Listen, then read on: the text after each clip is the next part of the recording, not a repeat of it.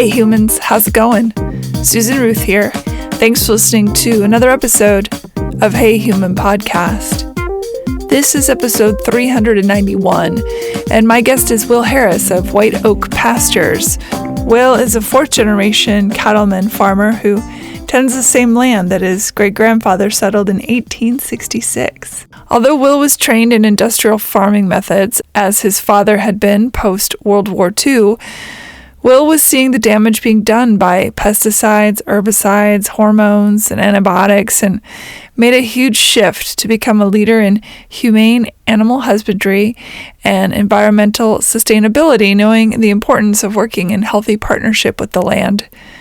We had a fascinating conversation about sustainable farming and cattle raising methods, the difference between dirt and soil, the rural community impact of family farming, and what it means to leave behind something better than you find it for generations to come.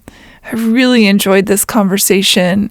He's a fascinating man, and he really cares about what he's doing, and he cares about what people put in their bodies, and he cares about the land and understands what an honor it is to till that soil and raise animals and crops, and he gets it, you know. Check out Hey Human Podcast for links and to learn more about my guests and the show. Check out SusanRuth.com to learn more about me and my other artistic endeavors. Please follow Susan Ruthism and Hey Human Podcast on social media. Find my albums on Spotify, Apple Music, Amazon Music, or wherever you get your music. Rate, review, and subscribe to Hey Human Podcast on iTunes or wherever you get your podcasts. All right. Thank you for listening. Be well, be kind, plant seeds, and be love. Here we go. Will Harris, welcome to Hey Human. Well, thank you for having me, Susan. You're in Georgia. Lufton, Georgia. I learned about you through my friend Dub, who sent me a video of you being interviewed for a news program. And I'm so interested in this field, so I really appreciate you being here. Let's just jump in. You are a fourth generation farmer, cattle person. Do you consider yourself a farmer or a cattle man? Is there a delineation, or is it the same thing? I really don't make that distinction. I am a farmer, and I guess I'm a farmer. Previously, I was exclusively a cattleman. Today, we raise a lot of different species, but I draw no real distinction between the two. I am the fourth generation of my family on this farm. My great-grandfather came here in 1866 and farmed the land, followed by his son, my grandfather, followed by his son, my dad, followed by me. And I am being followed by two daughters and their spouses. And those two daughters have 5 children, so that would be the 6th generation on the farm. And I guess what interests me most and what I was previously telling you is that the first 2 generations of my family, my great-grandfather and grandfather, farmed the land in a way that would have been good for the land, good for the community, good for the animals. There was a lot of, it was not a technical industry. It was more of a way of life and very, very historical kind of approach to producing food. My dad took over the farm after World War II. He was born in 1920. He was after World War II. He took over the farm, and he changed it. And I'm glad he did, because agriculture was changing. And had he not, we probably wouldn't have had a farm anymore. It was my understanding that the government after World War II actually sent farmers to college to learn a specific kind of farming, this new industrial way of doing things. There was a lot of that, and that was heavily contributory. Also, the young men that quit plowing a mule and went to Europe to operate tanks, were changed. Their approach was changed. We could talk about it all day long. And the other thing that happened is kind of along those lines. is so many of the tools of the war effort were converted into agricultural inputs. For instance, munitions plants became fertilizer factories. The nitrate component of the fertilizer of the bombs could be converted to make plant food out of. Ammoniated fertilizer was invented like in 1870 something, but it was so expensive, very few people used it. But post-World War II, it became very cheap because the infrastructure for all the explosives manufacturing had been built. So you started making cheap fertilizer. So, the guys that had plowed mules learned how to operate tanks. And when they came home, they wanted tractors. So, we can talk a lot. The first pesticides came from nerve gas chemistry from the war effort. So just a lot of things that went into the war effort were converted. And of course, Europe was starving. There was a big market for food.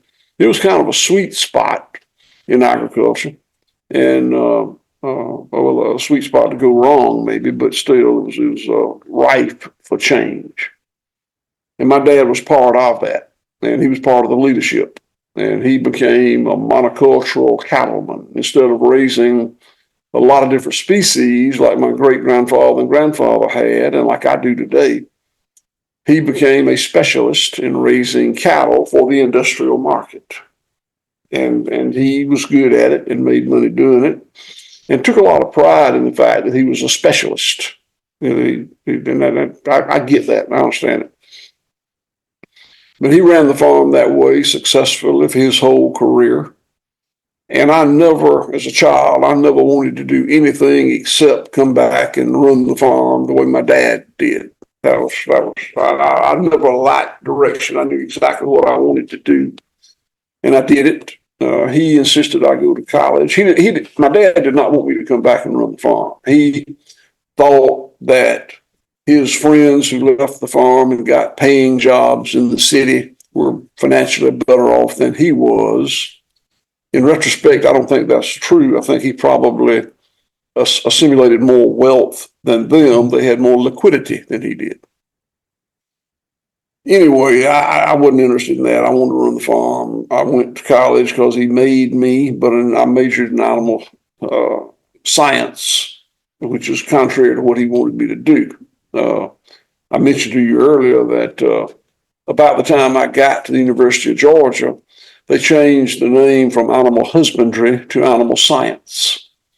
And it was more than just a name change. Animal husbandry was the teaching a very cyclical production model.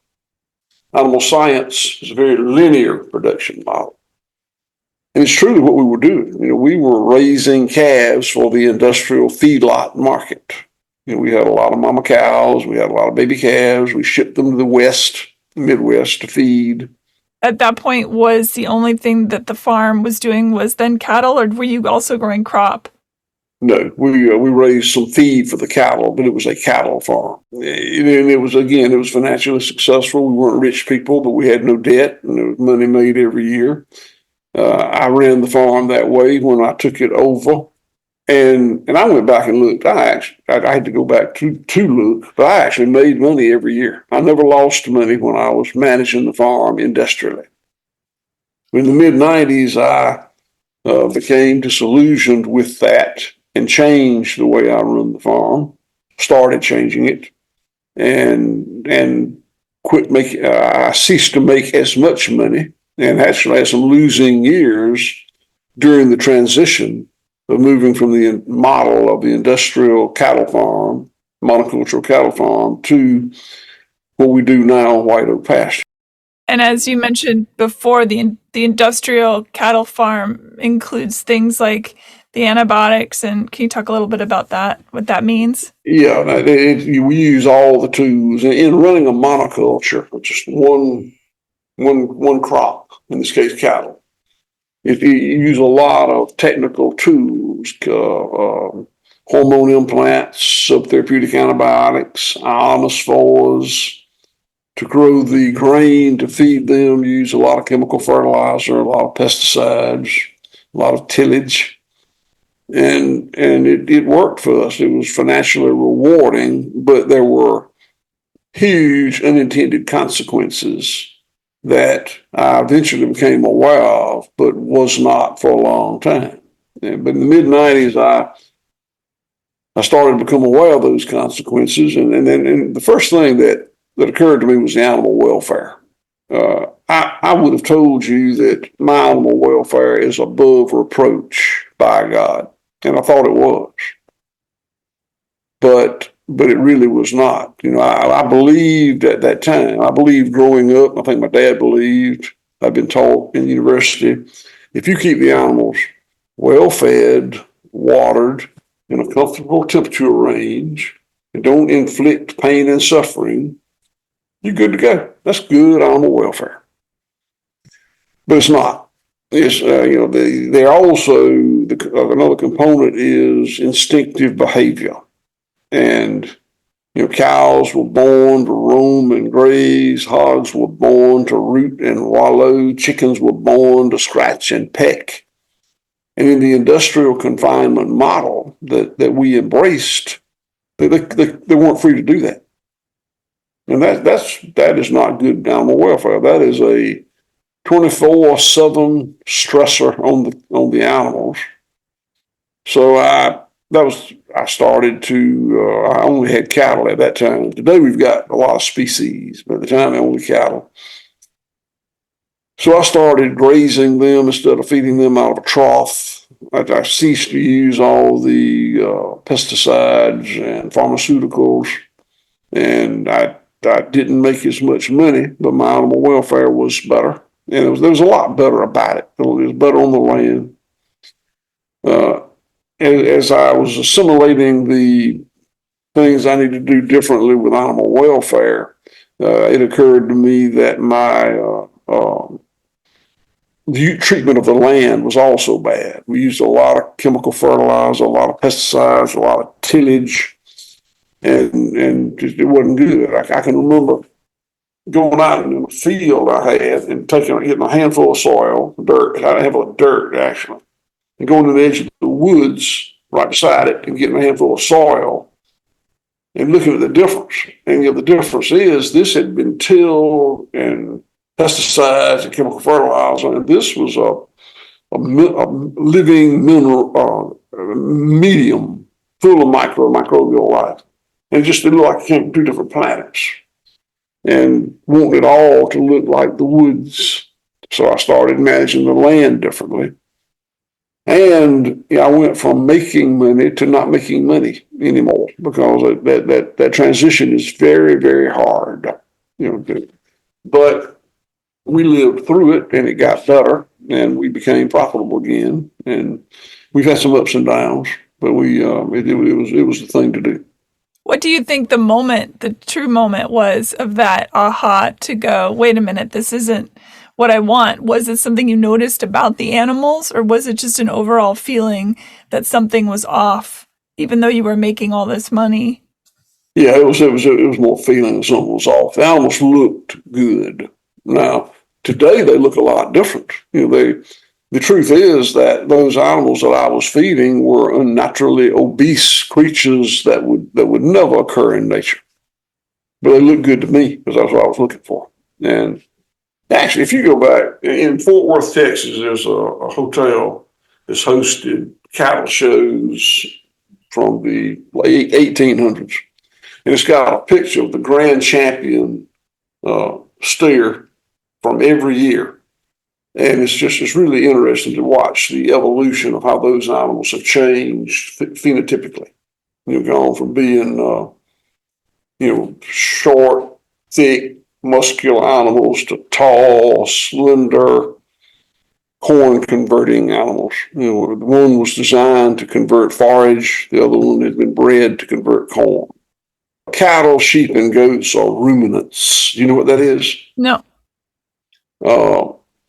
Ruminants they don't have acid in their stomach.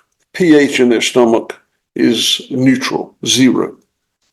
We non-ruminants people have an acidic, intentional acidic component that is meant to break the food down. So it's complete. The way it's broken down is completely different, and it's just ruminants are not meant to eat grain. When that happens, it causes a lot of problems, a lot of digestive problems. It makes them incredibly obese. When I was raising cattle on corn, I don't have these figures in front of me, but in probably 20 months, I could have an animal weighing 1,300 pounds with probably 3/4 of an inch of back fat. And that was an unnaturally obese creature that would never occur in nature. I mean, it's like a guy that's 6 feet tall and weighs 450 pounds. It's just naturally obese. And that's what I did. I mean, I was in that business. And I'll say this: I think Wikipedia tells us that the life expectancy for a cow is like 24 years, natural life expectancy. Those cattle I was feeding into obesity, they wouldn't have lived to be 4 or 5 years old. When you eat those feed-lot cattle, you're eating a creature that is dying of all the diseases of obesity and sedentary lifestyle that kills most of us anyway. So today, my cattle, if I didn't slaughter them at 2 years of age or 2, 3, whatever it is, they would live a normal life expectancy, 20-something years old. So there's a lot wrong with what we do. I've had grass-fed beef versus non-grass-fed, and I have to say the grass-fed beef tastes incredible in comparison. It's night and day to me. Well, I'm glad you felt that way, and I would never tell anyone to have that expectation. I'm glad you did. I'm glad you had that experience. But what I tell people is it is very different. The grain feeding that causes this unnaturally obese creature is very soft. I mean, it's soft. It's tender. We use the word tender, soft, same. And people have that expectation because that's what they've had. You go to Ruth's Chris Steakhouse and it's just, it's an expensive steak and it's just incredibly tender and people like it and that's fine. I don't dislike it. I've eaten a lot of grain finished beef in my life and it was good to me. Now I've eaten a lot of grass-fed beef and it's good to me, but it's different.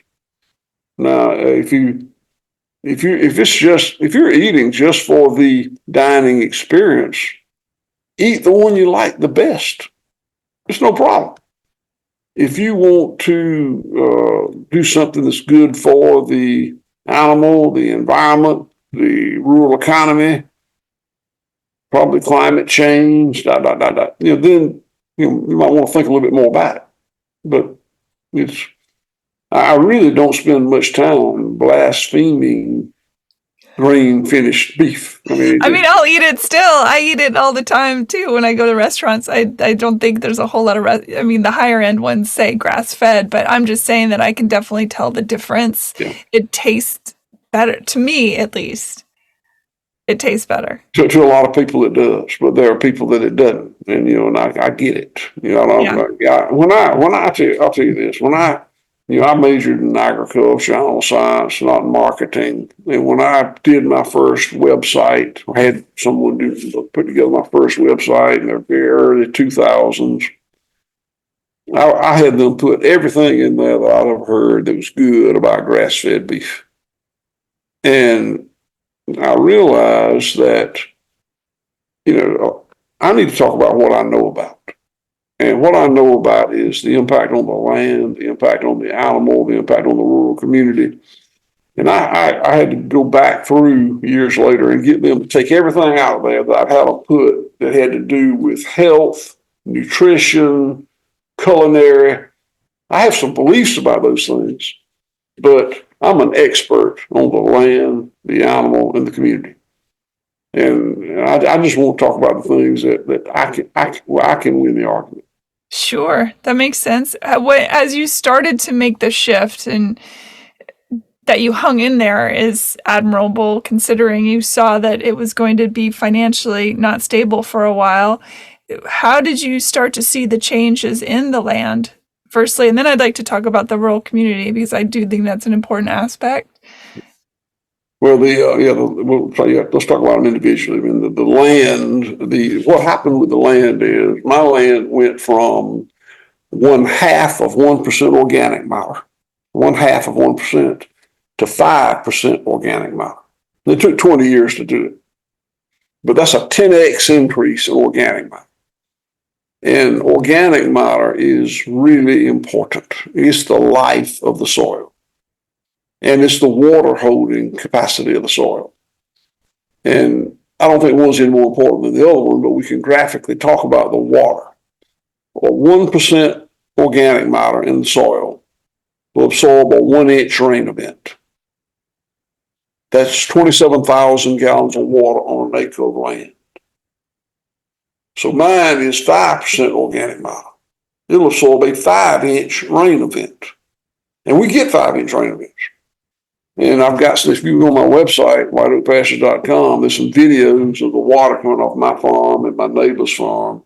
And it's incredible. I mean, it's just really incredible to me. We could talk a lot about it, but that would be a real difference that's documentable. Actually, there's also on my website a scientific work done. It's called an LCA, Life Cycle Assessment, done by an environmental engineering group from Minneapolis, I think, called Qantas. And a customer of mine had some concern, a bit corporate customer, bought wholesale, about some of the claims that had been made about grass-fed beef and what it does for the land. And they actually paid $80-something thousand to have that LCA study done, scientific study done. It was a big deal. A lot of people came down there, spent a lot of time. We had to do a bunch of stuff. But what it showed is that my cattle operation actually sequesters 3.5 pounds of carbon for every pound of beef we harvest. It's not, how you hear cattle are destroying the earth, well, industrial cattle may be destroying the earth. What we're doing here is improving it. As a matter of fact, Impossible Burger. So, and I'm not here to say bad things about Impossible Burger, but this is just too good to not tell. They talk a lot about their environmental impact, and that's fine. It's probably better than industrial cattle production. Probably is. But they actually hired Qantas, the same engineering firm, to do a life cycle assessment on their operation to see what it was doing. And it showed that they actually emit 3.5 pounds of carbon for every pound of Impossible Burger. We sequester 3.5. I mean, that's incredible. You can't make that up. It's on my website. But what that means is, if you want to have a zero footprint for every pound of Impossible Burger you eat, you got to eat a pound of mine to break even. That's so interesting. Speaking of the land, a friend of mine in Tennessee has it's not a farm, as in she doesn't grow things other than she just lets nature run wild on this farm. And I remember when I went to visit and I was walking around, I was really nervous because bugs love me. I get bit like crazy by bugs. And I'm walking around and, you're seeing creatures all over the place, birds and little things running around the tall grass. I didn't get a single bug bite. And I said to her later in the afternoon that I was marveling at this. I couldn't believe I'd spent all day out in fields and not a single bite by anything. And she said, oh no, the land takes care of itself. There's plenty of things out there eating the bugs, and there's, the bats and the possums and the this and the that. If you just let it be what it is, it'll take care of you. And I thought, wow, that's a profound statement. She is exactly right. Your friend is a very wise woman. And one of the ancient Greeks, I don't know which one of the ancient Greeks said, for every pestilence that nature sends, she sends the cure. And that's true. I mean, that's the way it works. I mean, there's harmony there. And if some pestilence inflates, there's something to keep it in check that will inflate with it. And it works beautifully. And it's exactly what we've done wrong with modern technical industrial farming. We put out pesticides to kill stuff. Pesticides, that means kill, right? Homicide, pesticide, insecticide, nematicide, herbicide, side. We're out to kill things. When I was an industrial farmer, I went into my pastures every single day with the intent of finding something to kill. I was looking for something that was causing a problem, and I was really good about knowing how to kill it, what to use to kill it. And what I didn't understand is, and I took a lot of pride in that. I thought that's something I was good at, that I wanted to be good at.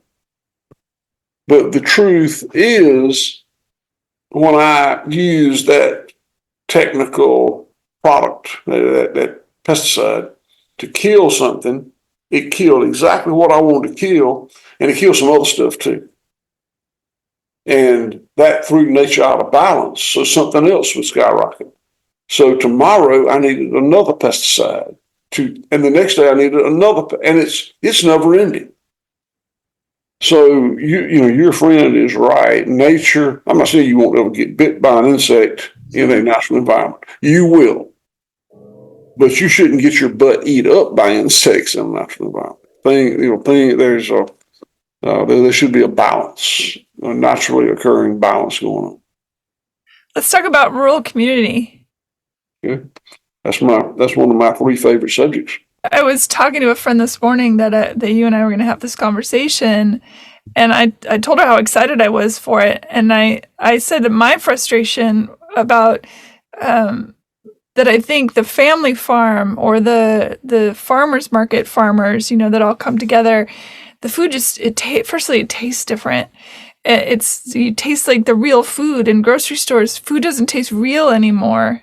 To me, at least, I think, and I'm ignorant to a lot of this stuff. I'm trying to learn, but I think that it seems to me we have done this country such a disservice by not supporting or making it maybe more expensive or harder for farmers who take the kind of the kind of choices that you've made. That it's almost like they get not. They don't get the same financial benefits. They don't get the help, and that there needs to be better support to do it the way that nature expects it to be done. Does that make sense? I think the economic side of it is a little different. I mean, it's part of the rural development. We'll talk about them separately. So we'll talk about the so post World War II. Everything has been done to make food cheaper and cheaper and cheaper. Cheap food is just almost like biblical. Everything needs to be cheap. And we've done at many different levels a lot to take cost out of food production. But we didn't necessarily, in many cases, we didn't take the cost out of food production. We moved the cost to somewhere else. There's a dead zone in the Gulf of Mexico is 70 something miles that way. There's a dead zone in there as big as Massachusetts. Used to be a great oystering ground, and now it's a dead zone. And it's dead because the pesticides and fertilizer ran off these farms into the Chattahoochee River, into the Gulf of Mexico, and killed a big area. And that, I don't know what it would cost to get that life back in the sea, but I know that the farmers and the pesticide companies and fertilizer companies aren't going to pay it. We're going to pay it. There's how many species of plants and animals and insects have been driven into extinction by the use of pesticides and chemical fertilizer. And that has a cost. And I don't know if a certain hummingbird's worth, as a species, worth $1 million or $100 million, but there's a cost to losing that life form. Bats and bees, they've been dying off because of pesticides, and we need bats and bees. So we can talk all day long about costs that chemical fertilizers and pesticides have incurred that farmers don't cover. The pesticide company doesn't cover. The grain company, the food company, it's just cast out there, and we all cover it. And when you consider that added cost to the food, I don't know if it's as cheap as we think it is or not. So we could talk about that a long time. To talk about the town, I told you that the three things that are important to me is the land, the animals, and the rural community. So I am sitting in the old courthouse in Bluffton, Georgia right now. It's right in the middle of my farm. And Bluffton was a purely agricultural town. Always has been a purely agricultural town. Never had a factory, never had a railroad, never had a mill. Factory, a farm town, not a factory town. I misspoke. So when we industrialized, my dad's generation, my generation industrialized and centralized agriculture, the town became a ghost town.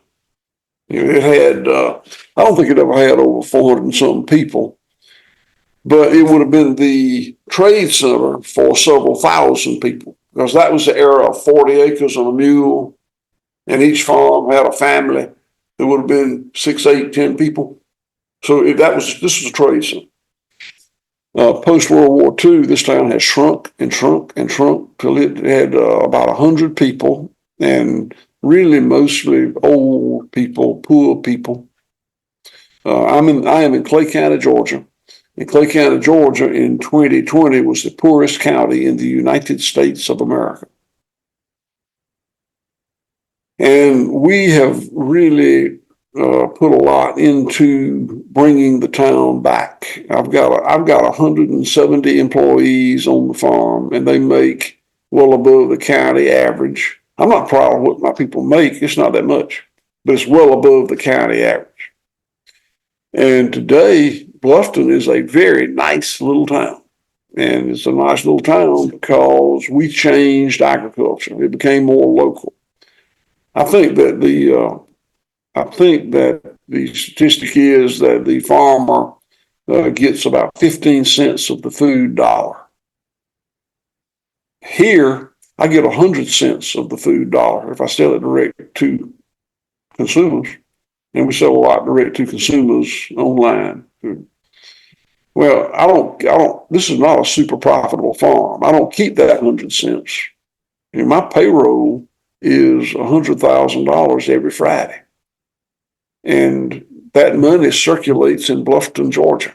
And it's just been really economically beneficial for the farm. And it's one of the things, it was not an intention. I was focused on the land and the animals. But when I changed the way I raise animals on the land, we started hiring a lot of people and a lot of really great, talented, passionate people, and the town came back. They needed a place to eat and sleep and play, and we provided it. Today we got a store, we got an RV park, we got several food producing entities here in town. There's a lot going on here, and I'm very proud of that.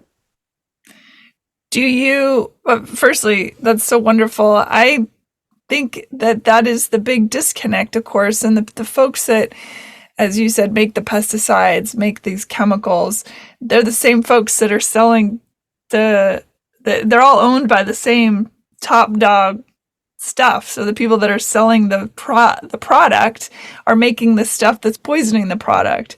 They're on both sides, but you can't serve two masters. We know this.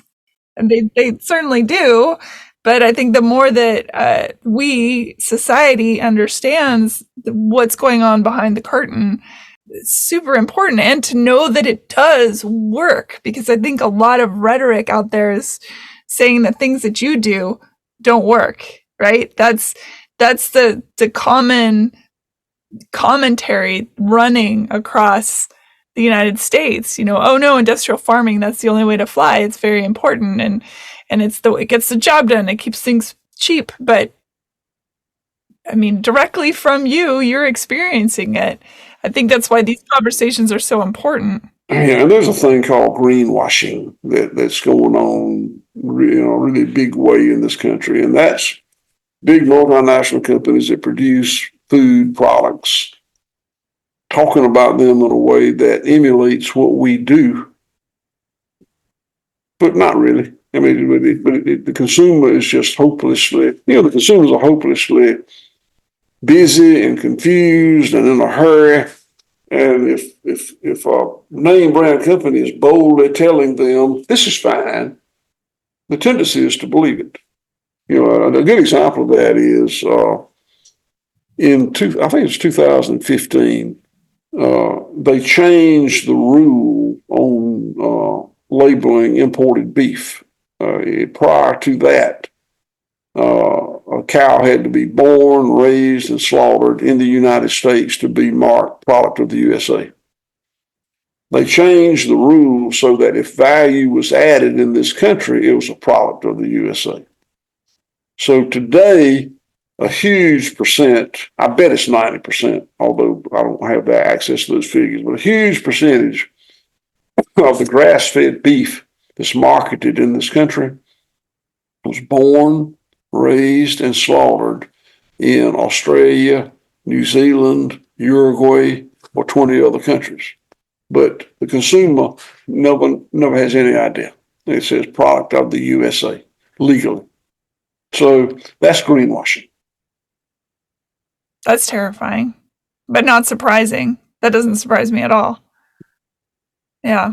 It appalls me, Yeah. Do you think it's possible to see a future where every town has a farmer or a few farmers that are sustaining and creating an environment where the people around there are being fed and taken care of, and creating a situation like what you've done there? I don't know. That's what I thought. That's what I thought I was working towards. I love the concept of local food. I ship product to 48 states. I don't want to. I need to. I got to sell 20. We do our own slaughter processing here. I spend a lot of money. I've got to sell $25 million worth of product a year to make my stuff work. And I can't sell $25 million in Bluffton or in Georgia and Florida. I have to stretch out, but I don't want to. I want there to be more market penetration for this kind of product. And I want more customers to be able to buy it more locally. But I don't know if that's going to happen or not. For a long time, it looked like we were headed in that direction. But it doesn't, I don't know. Now I don't know. I sold Whole Foods Market and Publix Supermarket the first pound of American grass-fed beef that they marketed as American grass-fed beef. This is in the early 2000s. And they just bought all I could produce. I mean, I had some really good years in that marketing situation. I needed to sell that amount of stuff, but I was not trying to grow the company up into a big national company. That was never a goal of mine. Still is not. But, and I thought that, this is going to be good. People want to buy more and more farms, start doing what we're doing, scattered all over the country, and we'll be going in the right direction. But it hadn't worked out that way. It just really, and I don't know.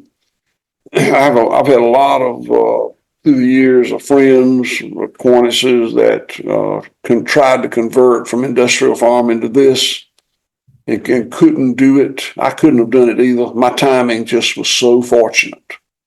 I didn't. if I tried to do today what I did in the early 2000s, it would not work. That's depressing.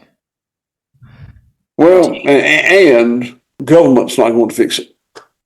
Big grocery is not going to fix it. Big food is not going to fix it.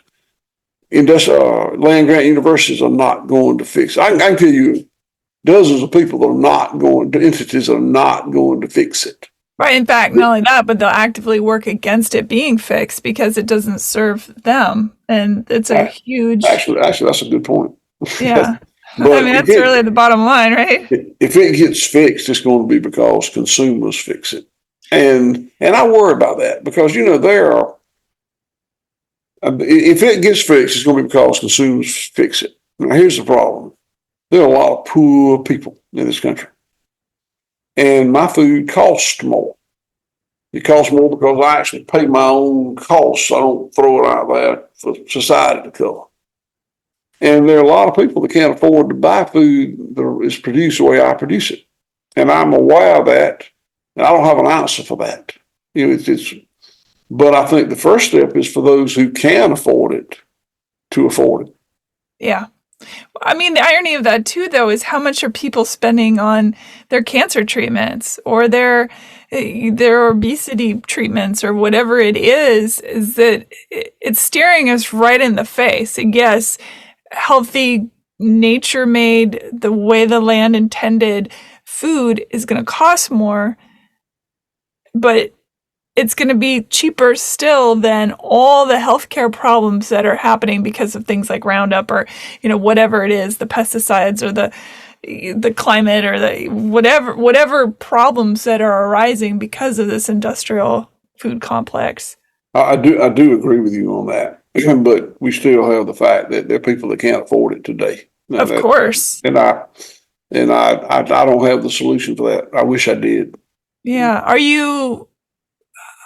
Do you have programs where you're trying to educate the country at large, would you say? I mean, I know you come on these shows or you get interviewed and that helps. But do you have things where farmers can reach out to you and say, hey, I want to do this, but I don't really know how? We actually, the answer is yes, but that's not my priority. My priority is to make this business work, and it's hard. Yeah. But the answer is yes. I did 2 years ago form a 501c3 called CFAR, Center for Agricultural Resilience, and 501c3. And we bring people, we take donations for that, and we spend that money to educate people that want to learn how to do it. And it's not big, but we do have that. We also have an intern program, and it's just not big enough. It's about all I can do. We take 6 interns per quarter, 4 times a year. I think we took 7 last time, but 6 or 7. But we get 20-something applications, and I can't train them all. This is a farm. It's not a school. Yeah, I get that. We have to make our living here. Yeah. And I told you I didn't have any debt, and I didn't. But I've bought land and built processing plants and a restaurant and a store. We've added a lot of things to make this business work, and that involved debt.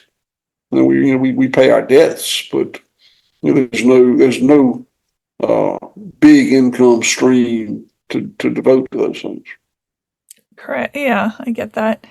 I have friends who are homesteading and building community, rural, growing partnerships amongst themselves, and they seem to be sustainable. They seem to be growing, and I have hope that people are getting more into the idea of being self-sufficient or growing things on their properties and instead of having a big yard full of grass, they make it an edible garden or things like that, or communities that have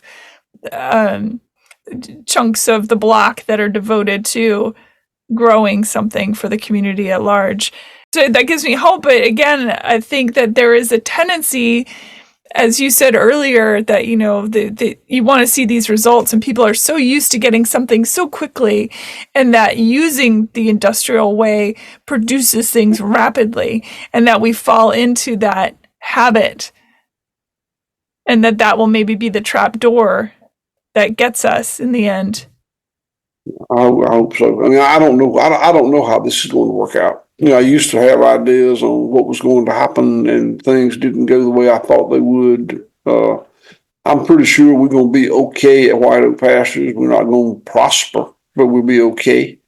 But I used to be a real recruiter. If somebody came to see me and said, you know, they'd inherited 50 acres of land from their aunt and didn't know what to do with it, and I said, you ought to, you know, and I'd tell them what I thought they ought to do, you know, and now I don't do that much anymore, because I urged some people to do things on the land that didn't work out for them. They weren't able to market it for enough money to make it work. So I just don't know what's going to happen with this deal. Do you want your grandbabies to be farmers? I want them to have the opportunity to farm if they want to. You know, I don't have any desire. I have one daughter that didn't come back to farm. You know, she's an educator like a mama, and that's fine. That's great. So I don't have any expectation for them, but I do want to create the opportunity if one or more of them want to. Well, I'm appreciative of you. I'm glad you're here. I'm glad that you're doing what you do. I think it's important. And I think getting your story out is important. Well, I got to say, we're having a lot of fun. I mean, we're not making a lot of money, but we're having a lot of fun. And I really enjoy what I do here. I see my children and grandchildren every day, and you know, they'll never be rich, but they'll never, I don't think they'll be hungry. And I think it's a good life. It's good life. I think the more humans wake up to the idea that wealth isn't really about a pocketbook, but about what is around you as far as family and, again, having food in your belly, things like that, maybe things will change. I don't know, but I'm glad that White Oak Pastures is out there. Well, I am too, and I appreciate you showing interest in what we do here. Thank you very much for that. And anyone listening, whiteoakpastures.com, if you want to go check out what Will does and his farm. And there's a lot of information on the website. Did they tell you we wrote a book? We wrote a book released last October. It's called A Bold Return to Giving a Damn. A bold return? A bold return to giving a damn. I love it. A bold return to giving a damn. Viking, Penguin, Random House, and it's just released this fall, and it's doing pretty good. But if anybody does want to know more about what we do, then that would be a great opportunity. And it's not just about White Oak Pastures. It's about the effort to move food production from this very industrial linear model to something that's more cyclical and covers its own costs. Is your daddy still with us? He's not. No, my dad's been gone a long time. What do you think he would say about what you've done there? You know, I know what he'd say about what I've done. He'd raise hell about it. He would not. He didn't want me to come back and farm to start with, and he would really. So my dad, I told you, born in 1920. He was a child of the Depression, and debt was not okay with him. And he worked hard. Farm was paid for. You know, I borrowed money. We spent $7 million building processing plants and distribution arms. So, you know, that not much I've done would have been okay with him for the last 20 years. I don't know. I think maybe I believe that once people pass on, they still keep a close eye, and I think he'd be proud. Well, I feel like when I die and go to hell and meet him again, we'll see. Well, thank you so much for being on the show. I really appreciate your time. I think it's so important to talk to people like you, because I do think there are people out there trying to do what you're doing, and hearing from somebody that has made it work, even though you say, think it's maybe not as hugely successful or financial, but you made it a great point that it's supporting the community. And if we could just get out of our own way and realize that we start at the community, and then everything will eventually fall into place. It doesn't have to be huge. Start with your neighbor, Yeah, I mean, I agree with everything you say, and I just don't know how it's going to look. I don't either. I think about it all the time, and I used to think I knew what was happening. I mean, I thought I saw the direction and the path, and I think I was right. But then these big multinational corporations are so powerful, and they are so influential, and they change the way people think, and they change the way that people are moving things. And I just don't know. I'm pretty sure that the industrial model that's feeding us now is going to end badly, but I don't know what it's going to look like. It won't be able to sustain itself, you mean? Yeah, I mean, I think we're having too many species going to extinction. I think we are changing the weather. I think we're polluting everything. I think I'm convinced we will run out of fossil fuel, and I don't mean tomorrow, but the path is where it's. And I can come up with a lot of other things that are horrible that I think can happen, and the things that we can do, human population. This, we didn't get into that, but the Earth has a carrying capacity. I agree. And I don't know what it is. And I don't know if we're halfway there or got twice as many as we should have. I don't know that. But I know that you can't just keep increasing the population infinitely and it'd be okay. That's not going to work. Not when you treat the host the way we treat our host, definitely. Yeah. That's something I talk about a lot, actually, is that perhaps this planet could sustain all these people, but not without the partnership of the people to her. So many of us are not in partnership with the land or with the mother, if you will, and eventually she's gonna just spit us all off. That's the only thing left, because let's be clear. The Earth will be okay. That's what I'm saying. She'll spit us off. The Earth will be okay. Yeah, we'll catch hell, but the Earth will be okay. Exactly. Yeah. The viruses will kick up more notches. We're going to keep losing animals. The weather's going to be intolerable. The elderly and the young and the infirm will die off. And there's because we don't work together ever. It's so frustrating. I didn't get into this, but when I was born in 1954, and I came up, there was wilderness on the planet. I didn't get to go to any of it, but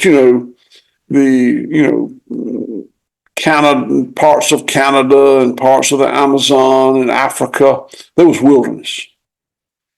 And they're just about in any wilderness anymore. I mean, that you may find a spot, but not really. And I think we're doing exactly the same thing to rural. I think that probably not in my lifetime, but probably in your lifetime, there won't be any rural anymore. It'll be city and the rest of it. And I think that's just low. I think that lowers everybody's quality of life. I agree with you. I've driven across this country, and it's a beautiful country, and I've driven across it by myself probably 7 or 8 times. And every time I do it, I go in a different direction because I want to see my country. And it is sad to see, driving through these little towns, how many are impoverished within an inch of their life or just absolutely shut down. Oh, rural impoverishment is just incredible. And I don't see why people don't see it, but we don't. I mean, people don't. So I looked at your website just briefly. I didn't spend much time on it. What do you do? I mean, these podcasts, is that I do. gainful employment? I do the podcast, but it's ad free, so I don't take money for it. People sometimes donate, but it's an ad free, so no money from that. I spend money on it, and then I'm a painter, an abstract painter, and I sell paintings here and there. I have written songs for people like Reba McEntire and Lone Star, but in an era where places like Spotify and big music business has basically taken money away from songwriters, you don't really get any money from that either. And then I just made my first short film that's going to be coming out probably in March, and I'm doing that kind of stuff. So I live in the world of storytelling. Yeah. I don't have a lot of money. As you put it, I am poor on paper, but I have a rich life. All right. Well, I'm very grateful to you for giving me the opportunity to be with you today. I'm so honored that you took the time. I know you're a busy guy, and I really appreciate it. And thank you for the work you do.